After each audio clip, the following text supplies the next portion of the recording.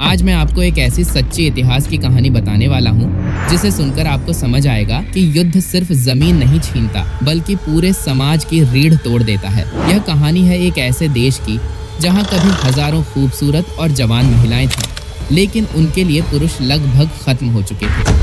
यह कोई अफवाह नहीं है, कोई इंटरनेट की बनाई हुई कहानी नहीं है। यह इतिहास की सबसे दर्दनाक सच्चाइयों में से एक है।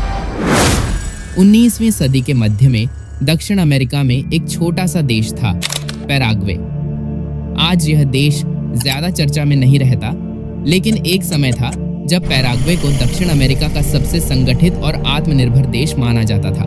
यहाँ की जमीन उपजाऊ थी, लोग मेहनती थे और देश तेजी से आगे बढ़ रहा था। लेकिन यही तरक्की पैराग्वे के लिए उसकी सबसे बड़ी दुश्मन बन गई। 1864 में पैराग्वे के राष्ट्रपति फ्रांसिस्को सोलानो लोपेज ने एक ऐसा फैसला लिया जिसने पूरे देश की किस्मत हमेशा के लिए बदल दी। उसने ब्राजील, अर्जेंटीना और उरुग्वे, 3 ताकतवर देशों के खिलाफ युद्ध छेड़ दिया। इतिहास इसे war of the triple alliance के नाम से जानता है। यह युद्ध सिर्फ 5 साल चला, लेकिन इन 5 सालों ने पैराग्वे को लगभग मिटा दिया। धीरे धीरे हालात इतने खराब हो गए कि पैराग्वे की सेना में 12 साल के बच्चों और 60 साल के बूढ़ों को भी हथियार थमा दिए गए।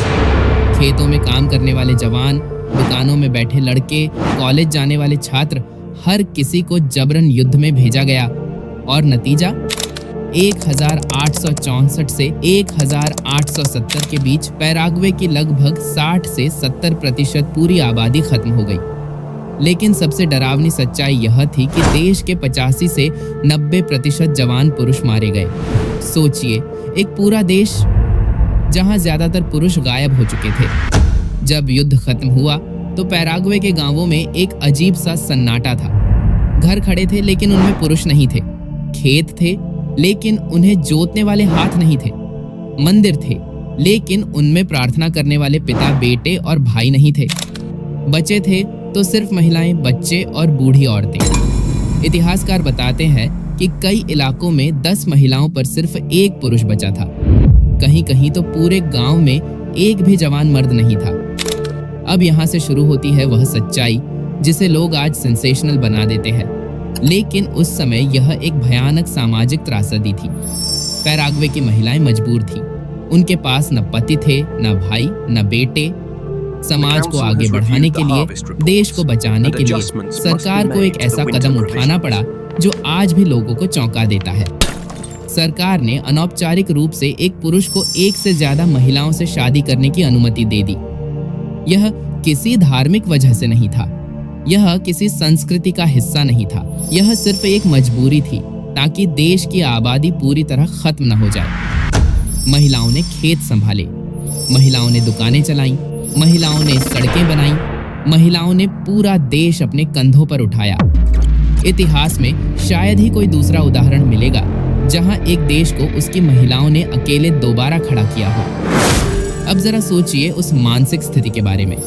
जवान महिलाएं जो एक सामान्य जिंदगी चाहती थीं, परिवार, प्यार, सुरक्षा, लेकिन उनके आसपास बस खालीपन था। यह कोई रोमांटिक कहानी नहीं थी, यह अकेलेपन, मजबूरी और दर्द की कहानी थी। अब चलते हैं 20वीं सदी में। रूस, द्वितीय विश्व युद्ध यानी वर्ल्ड वॉर 2 मानव इतिहास का सबसे खूनी युद्ध था। इस युद्ध में सोवियत यूनियन यानी आज का रूस ने सबसे भारी कीमत चुकाई। करीब 2,70,00,000 रूसी नागरिक और सैनिक मारे गए। इनमें से ज्यादातर जवान पुरुष थे। जब 1945 में युद्ध खत्म हुआ तो रूस के शहरों में एक अजीब असंतुलन था। हर जगह महिलाएं थीं, लेकिन पुरुष बहुत कम। सरकारी आंकड़ों के अनुसार कई इलाकों में 100 महिलाओं पर सिर्फ 60 पुरुष बचे थे। इसका मतलब साफ था, लाखों महिलाएं ऐसी थीं जिन्हें कभी शादी का मौका ही नहीं मिला। रूस की सड़कों पर जवान लड़कियां थीं जो सिर्फ युद्ध की यादें देख रही थीं, जिनके मंगेतर मोर्चे से लौटे ही नहीं, जिनके पति कभी घर वापस नहीं आए। सोवियत सरकार ने इन महिलाओं को युद्ध की विधवाएं कहा, लेकिन सच्चाई यह थी कि उनमें से कई महिलाएं कभी शादीशुदा भी नहीं थीं।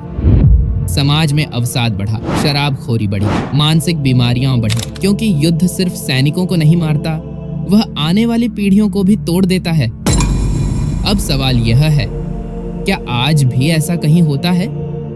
आज के दौर में युद्ध इतने बड़े पैमाने पर किसी देश की पूरी पुरुष आबादी खत्म नहीं करते, लेकिन कुछ देशों में सामाजिक और आर्थिक कारणों से जेंडर इम्बैलेंस जरूर देखने को मिलता है। लेकिन इतिहास हमें यही सिखाता है कि जब भी समाज में संतुलन टूटता है, चाहे वह युद्ध से हो, राजनीति से हो या लालच से, सबसे ज्यादा कीमत आम लोग चुकाते हैं। पैराग्वे की महिलाएं हो या रूस की, उन्होंने कभी मजे की जिंदगी नहीं जी। उन्होंने अकेलेपन में देश संभाला, समाज संभाला और आने वाली पीढ़ियों को जन्म दिया। इसीलिए अगली बार जब आप इंटरनेट पर ऐसी कोई हेडलाइन देखें कि यहाँ लड़कियां मर्दों के लिए तरस रही है, तो याद रखिए इसके पीछे अक्सर एक दर्दनाक इतिहास छुपा होता है। यह कहानी हमें यह भी सिखाती है कि युद्ध जीतने और हारने से ज्यादा जरूरी होता है इंसानियत को बचाना, क्योंकि जब इंसान ही नहीं बचेंगे तो जीत किस बात की।